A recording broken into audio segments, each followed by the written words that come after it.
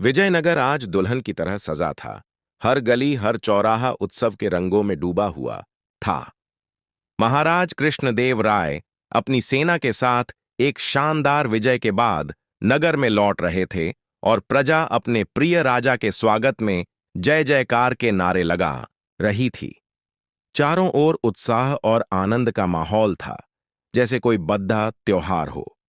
इस ऐतिहासिक जीत की याद को अमर बनाने के लिए महाराज ने एक भव्य शाही दरबार का आयोजन किया। दरबार में दूर दूर से आए संगीतकार, नर्तक और कलाकार अपनी कला का प्रदर्शन कर रहे थे। इसी उत्सव के बीच महाराज कृष्णदेव राय ने घोषणा की कि इस विजय के उपलक्ष्य में एक विशाल विजय स्तंभ का निर्माण किया जाएगा।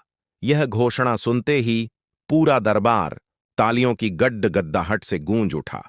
इस महत्वपूर्ण कार्य के लिए राज्य के सबसे कुशल और प्रसिद्ध शिल्पी को चुना गया और उसे यह जिम्मेदारी सौंपी गई।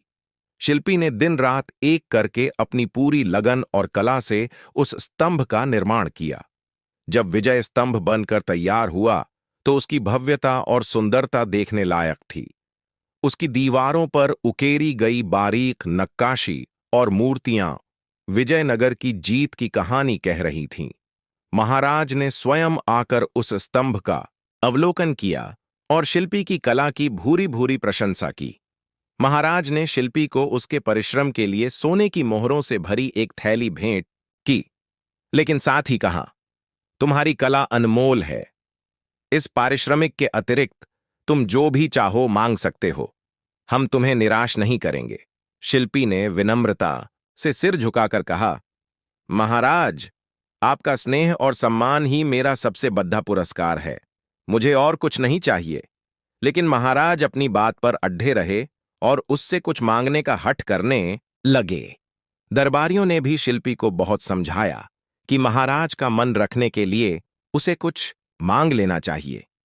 एक मंत्री ने कहा, अरे मूर्ख, ऐसा अवसर फिर नहीं मिलेगा। धन, दौलत, जागीर, जो चाहो मांग लो। लेकिन शिल्पी अपने स्वाभिमान पर दृढ़ रहा।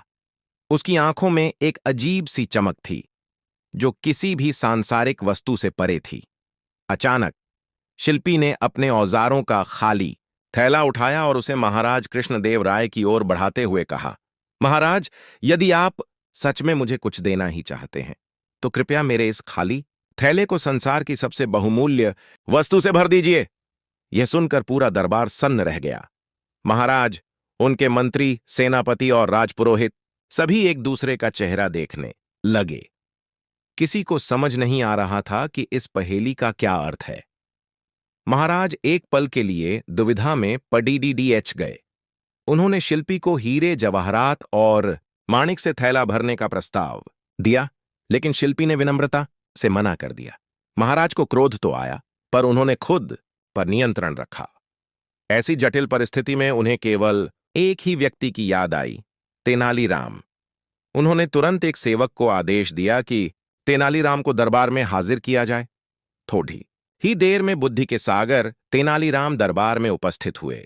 महाराज ने उन्हें पूरी समस्या बताई। तेनालीराम ने एक नजर शिल्पी पर डाली और फिर दरबारियों की ओर घूमकर पूछा, आप में से कौन है जिसे संसार की सबसे बहुमूल्य वस्तु नहीं चाहिए? सभी चुप रहे। तब तेनालीराम के कहने पर शिल्पी अपना थैला लेकर आगे बढ़ा। तेनालीराम ने शिल्पी का थैला लिया, उसका मुंह खोला और उसे 3-4 बार हवा में तेजी से ऊपर नीचे घुमाया। फिर उन्होंने कसकर उसका मुंह बांधा और शिल्पी को वापस लौटा दिया। शिल्पी ने थैला लिया, उसे श्रद्धा से माथे से लगाया और आनंद से भरकर महाराज को प्रणाम करके वहां से चला गया। दरबार में बैठे सभी लोग और स्वयं महाराज हैरान थे। महाराज ने पूछा, तेनालीराम, यह क्या था? तुमने उस खाली थैले में ऐसा क्या भर दिया कि वह संतुष्ट होकर चला गया? तेनालीराम ने मुस्कुराते हुए समझाया, महाराज, मैंने इस थैले को हवा से भर दिया है। हवा ही संसार की सबसे बहुमूल्य वस्तु है। हवा के बिना न तो जीवन संभव है, न आग जल सकती है, न पानी का अस्तित्व है और न ही किसी कलाकार की कला सांस ले सकती है। उस शिल्पी ने अपनी कला के बदले दुनिया की सबसे कीमती चीज मांगी, जो केवल प्रकृति ही दे सकती है, कोई राजा नहीं। यह सुनकर महाराज कृष्णदेव राय तेनालीराम की बुद्धिमत्ता के कायल हो गए और पूरा दरबार उनके सम्मान में खड़ेरिहा हो गया। माँ के लिए लाइक सब्सक्राइब कर देना।